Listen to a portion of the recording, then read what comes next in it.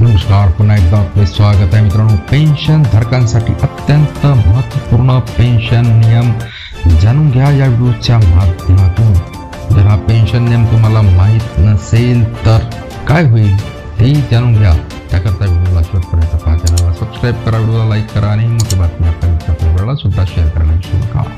तर मित्रांनो, पेन्शन धारकांसाठी अत्यंत महत्त्वपूर्ण पेन्शन नियमाविषयी सविस्तर माहिती या व्हिडिओमध्ये आपण जाणून घेणार आहोत. पेन्शनधारक त्यांना त्यांच्या मृत्यूपर्यंत पेन्शन दिली जाते.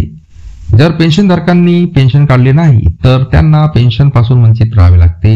याबाबत पेन्शन नियमावलीमध्ये काही विशेष बाब नमूद आहेत. इतके दिवस पेन्शन न काढल्यास पेन्शनधारक मृत घोषित करून पेन्शन होते बंद.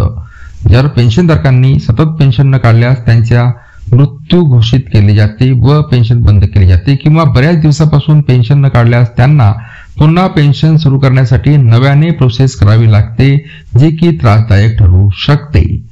जर पेन्शनधारकांनी सतत 6 महिने अथवा त्यापेक्षा अधिक काळाची पेन्शन न काढली असेल तर त्यांना मृत घोषित करण्यात येते व पेन्शन थांबवली जाते, ज्यामुळे होणाऱ्या फसवणुकीपासून सावधता बाळगली जाते.